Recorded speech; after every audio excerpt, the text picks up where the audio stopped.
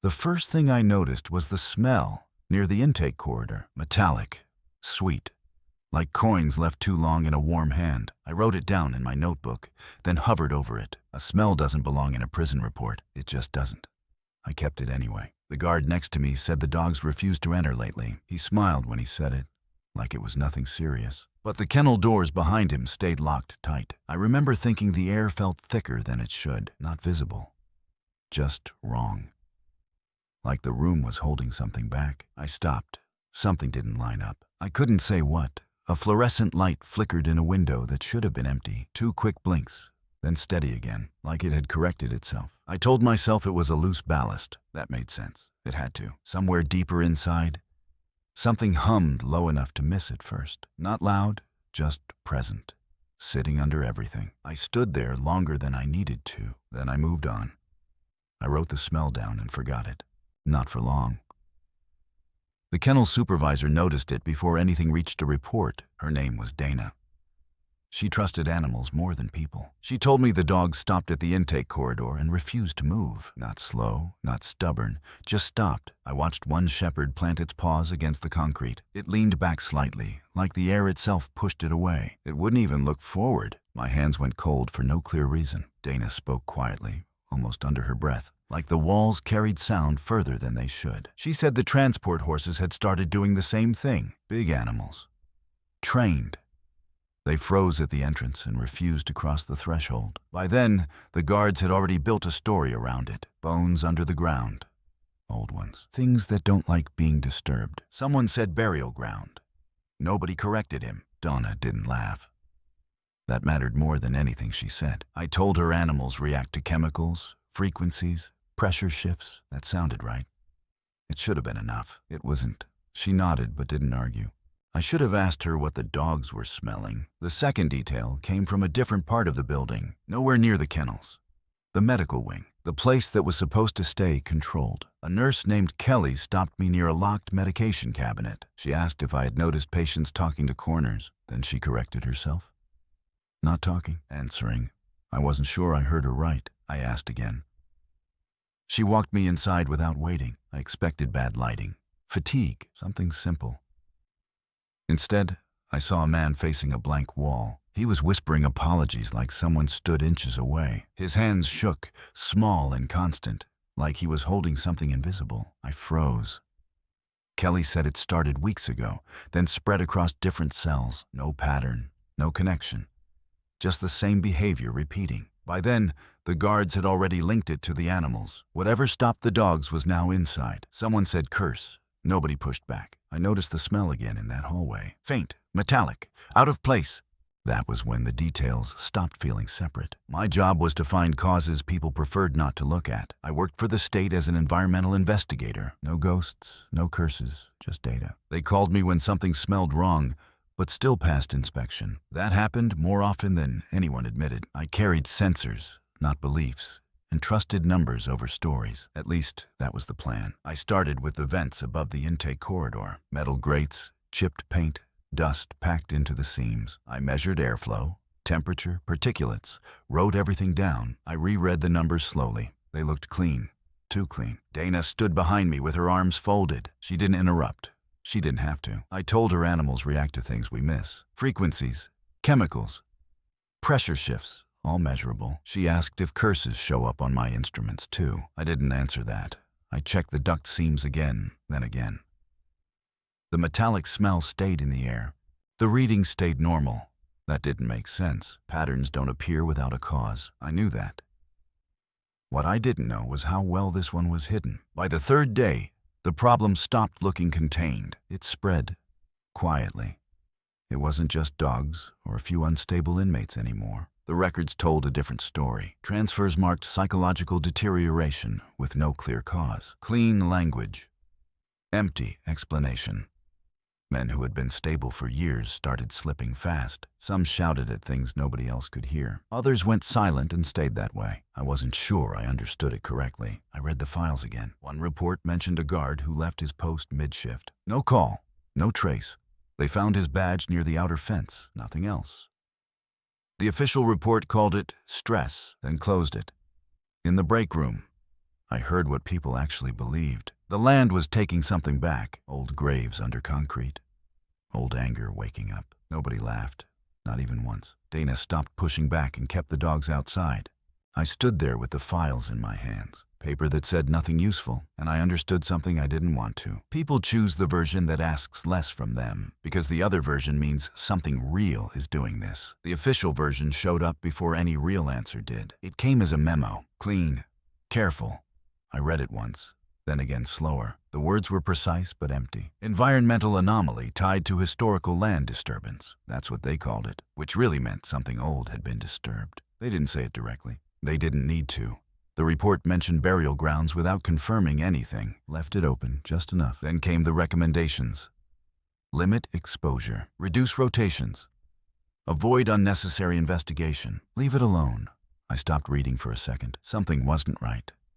Supervisors repeated it like procedure, not belief. But the tone was the same, either way. Guards started carrying things in their pockets. Small charms. Personal items. Donna hung something near the kennel door. She didn't look at me when she did it. Even the medical staff adjusted shifts to stay out longer. Nobody said ghost. They didn't have to. I filed requests for more testing. Denied. No reason given. Some things don't respond to logic, they told me. That was when the case closed. That was when I knew I wasn't finished. I went back to the intake corridor after they told me to stop. That alone should have been enough to walk away. It wasn't. If something leaves a pattern, you can trace it back. At least, that's what I told myself. The smell was still there. Faint. Metallic. Sitting low in the air like it belonged. I checked everything within reach. Walls, vents, floor seams, even the screws on the panels. It all looked normal at first glance. Worn paint. Dust. Cheap repairs layered over older ones. Exactly the kind of place where stories fill the gaps. Then I saw the paint near the lower wall. I leaned closer. It wasn't random damage. It formed thin, horizontal lines, evenly spaced. Too clean, too consistent. I crouched down and measured the distance between them. I wasn't sure why. I just did it. The lines matched the vent outlets, but not the airflow direction. That didn't make sense. If it were natural, it would spread unevenly, messy, chaotic. This wasn't. I stared at those lines longer than I should have. That detail would matter more than anything else. I built my first explanation around the vents. It made sense. Too much sense. Airflow could reach every affected area without being seen. That was the cleanest path. I mapped the ducts across the building. Long metal lines running above everything, hidden but consistent. Then I overlaid incident reports on top of that map. At first glance, it matched. I leaned back and stared at it for a while. This could work. Or I wanted it to. I pulled air samples from different points along the system. I expected something. Anything. The readings came back normal. Not just normal. Perfect. I checked again. Then again. Same numbers. Same silence. I stood there, looking at the monitor, not moving. The wall patterns still pointed to the vents. That part didn't change. But the vents gave me nothing back. That didn't line up. If airflow carried it, it should show up in samples. If it didn't, then I was forcing the answer. I thought I had the pattern. I didn't. That was when I realized I had been looking in the wrong direction. The clue came from someone who wasn't looking for one. That's how it usually happens. A maintenance worker named Luis caught me near the loading bay. Grease on his hands. Smell of oil and dust on his clothes. He mentioned a smell during night shifts, not constant, coming and going. Stronger when everything else went quiet. I asked him to describe it without helping. He shrugged, thinking for a second. Like broken thermometers, he said. I paused. That was a common comparison. He added there was a sound too, a low buzz from somewhere in the building, not loud enough to track, just enough to feel in your teeth. My stomach tightened. None of this was in the reports, not the smell, not the sound. Luis laughed it off. Said maybe the place really was cursed. I didn't laugh. The smell, the timing, the vibration. It didn't fit airflow anymore. It pointed somewhere smaller, more specific. I thanked him and walked away. That conversation changed everything. I picked a storage room near the intake corridor for the test. Same layout, same vents, same neglected equipment bolted to the wall. Luis helped me bring one of the old units back online. He said it sometimes buzzed when the load shifted at night. That was enough. I closed the door and sealed what I could. Not perfect, just close enough. At first, nothing happened. Just stale air and the kind of silence you stop noticing. Then the smell came back. Metallic, sweet, sitting on the back of my tongue. The hum followed, low, pressing inward. I thought I understood it. I didn't. Something shifted without warning. I froze. The corners of the room felt occupied, like someone stood just outside my field of view. My chest tightened, shallow and fast. For a second, I understood every report I had read. That was where it almost broke me. I forced myself to move. One change, one variable. I cut the power. Everything stopped. Instantly, the silence came back clean, empty, like nothing had been there. That was when it clicked. This wasn't something you summon. It's something you build. Once I stopped looking for something supernatural, the pattern simplified. Too simple, actually. It started with a damaged unit leaking vapor into the air. No alarms triggered. No one measured it properly. The smell made sense now. Metallic, sweet, mercury. Not enough to kill, just enough to change how the brain works. I read the data again, slowly. Mercury exposure distorts perception over time, raises anxiety, breaks emotional stability in small increments. That explained the whispers. The conversations with empty space, but something was missing. It wasn't enough on its own. The second part came from the equipment itself. Low-frequency vibration, infrasound, below hearing, still felt. It presses on the body without asking permission, creates tension, pressure, a sense that something is nearby. That part didn't show up on reports either. Together, it completed the effect. The brain fills gaps when it doesn't trust what it sees. Shadows become shapes.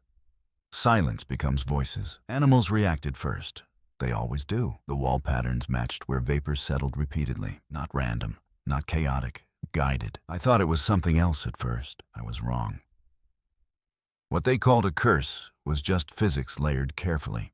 And once I saw it clearly, I couldn't unsee it. Once the mechanism made sense, the timeline stopped looking random. It lined up too cleanly. The damaged unit had been installed months before anything surfaced, right near the intake corridor. I checked the maintenance logs again. Slowly. Someone flagged it early. Someone chose not to fix it. The vapor spread through the ducts exactly how it should, following airflow paths. Predictable, controlled. That explained the kennels. Animals reacted first. They always do. They refused to enter long before anyone wrote a report. Then the medical wing followed. Symptoms built gradually. Paranoia, voices, behavior breaking down piece by piece. Staff called it stress. That bought time. The low hum from the equipment stayed constant in the background, not loud. Just enough to sit under everything. That's what filled the space. The wall patterns showed where vapor settled over time. Repeated exposure. Same paths, same lines. I stepped back and looked at the full layout. Nothing here was random. Every incident matched something measurable. Even the missing guard fit into it. I thought it was chaos at first. It wasn't. Someone built this system, carefully. And they kept it running long enough for people to believe it. The paperwork pointed to someone who never set foot inside the prison. That was the first thing that didn't sit right. His name was Mark. Corporate lawyer, quiet, precise. He handled ownership disputes and risk assessments. His name showed up everywhere I didn't expect it to. Maintenance approvals, insurance filings, denied repair requests. I read the documents again, slower this time. On paper, everything looked compliant, technically correct. Nothing actionable. In reality, nothing was fixed. The damaged unit had been reported months earlier. His signature sat right under that report. He knew. He also handled a claim tied to structural risk. If the facility failed, it paid out $8 million. I sat across from him later, watched him closely. He tapped his pen when I asked something unexpected. Small movement. Repeated. Controlled. He didn't like losing control. Not in conversations, not in outcomes. Letting the problem grow wasn't neglect. It was a decision. He didn't build the system, but he let it run. That choice turned a defect into something people called a curse, and to him, it was just another calculated risk. When I put all the records together, the timeline stretched longer than I expected. This hadn't been months. It had been running for over a year, quietly. Maintenance logs showed the same warnings repeating, same issue, same notes, no repairs. I read through them slowly, line by line. Each delay made things worse. More exposure. More symptoms. The insurance claim grew alongside it, not all at once, gradually. Signature after signature. 8 million stopped looking like a projection. It looked planned. I thought this was about numbers. It wasn't. I met the family of the missing guard. His name was Eric. They let me into their house without asking many questions. There was a chair by the window that no one moved. His daughter still sat there some evenings, waiting. They said he mentioned a smell weeks before he disappeared. Said the place felt wrong, even outside of work, like it stayed with him. No one took him seriously, not until he stopped coming home. By then, it was already written off. That's how something preventable becomes permanent. And that's the part no report measures. I walked through the intake corridor again, after everything was filed. Same place, different air. The smell was gone, completely. The fluorescent light held steady this time. No flicker, no hesitation.